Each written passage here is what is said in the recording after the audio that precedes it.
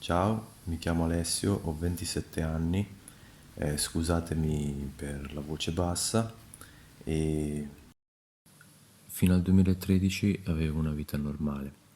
Un giorno, durante una corsa che facevo tutti i giorni, ho iniziato ad avere dolore toracico, affanno ed altri sintomi che non avevo mai avuto prima.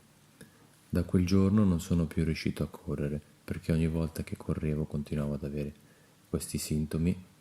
Così ho fatto numerose visite, ho visto tantissimi cardiologi, ma non riuscivo a trovare una soluzione al mio problema. Non riuscivo neanche a capire quale fosse il mio problema. Nel 2016 sono stato ricoverato e ho scoperto di avere una malformazione cardiaca che si chiama ponte miocardico, che consiste in una coronaria che passa all'interno del miocardio invece che all'esterno, come in tutte le altre persone normali. Ho iniziato prima con una terapia farmacologica, ho provato numerosi farmaci, calci antagonisti, beta bloccanti, ma non andava meglio, anzi più tempo passava e più stavo peggio perché prima non riuscivo più a correre, poi non riuscivo più a camminare e poi non riuscivo più a stare seduto. Ogni movimento era diventato sempre più difficoltoso, fino a quando nel 2017 ho deciso, più che deciso, sono stato obbligato a operarmi.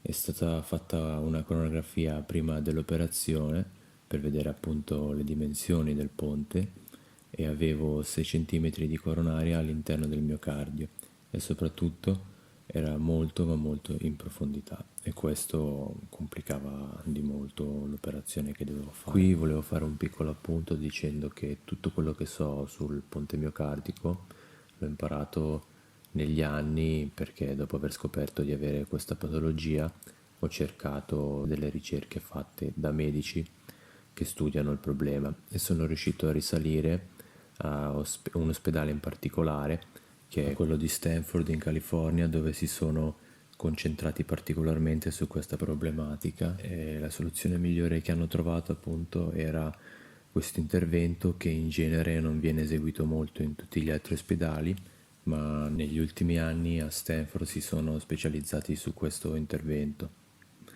Io appunto ho eseguito questo intervento in Italia, dove viene chiamato debridging, mentre in California viene chiamato unroofing. Dopo l'intervento ho fatto un mese di riabilitazione, ma continuavo a non stare bene e i miei sintomi non erano migliorati. Dopo il mese di riabilitazione, siccome continuavo a stare male ed accedere continuamente al pronto soccorso e avere sempre gli stessi problemi, vengo ricoverato di nuovo e viene eseguita un'altra coronarografia.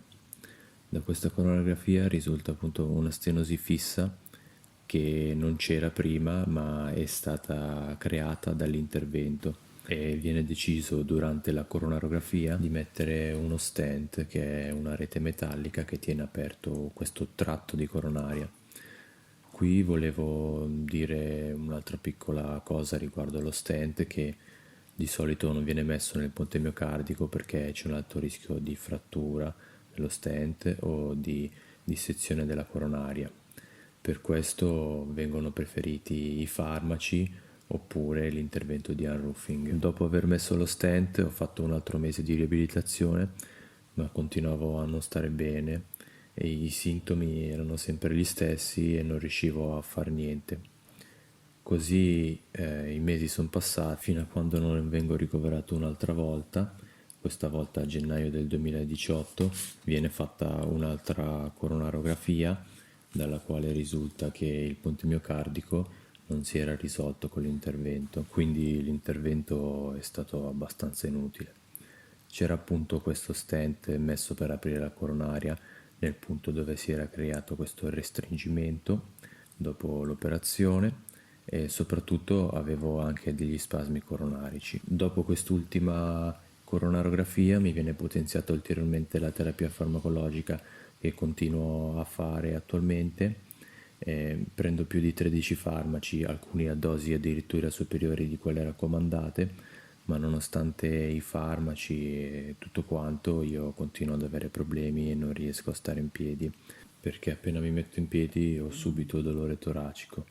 non riesco a muovermi perché quando mi muovo appunto mi viene questo dolore toracico, sono limitato in tutto quello che faccio durante la giornata e in più di recente mi è stata diagnosticata una disfunzione del sistema nervoso autonomo simpatico che peggiora la situazione perché regola la frequenza cardiaca e la forza di contrazione del miocardio, soprattutto quando sono in piedi perché questo mi provoca una tachicardia ortostatica. Ho deciso di fare questo video per cercare una soluzione al mio problema nella speranza che qualche medico si possa prendere a cuore il mio caso e riuscire così a tornare ad avere una vita normale o comunque cercare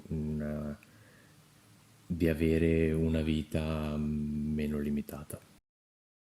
Scusatemi se sono stato confusionario in alcune parti, c'era molto da dire e in realtà non è tutto, quindi se avete, non so, voglia di approfondire la cosa, potete andare sul mio sito alessioscorrano.it e lì c'è un po' tutto spiegato anche meglio. Vi ringrazio per aver visto il video e colgo l'occasione per ringraziare tutte le persone che hanno donato alla raccolta fondi e che mi sono state vicine e mi hanno sostenuto durante questo periodo.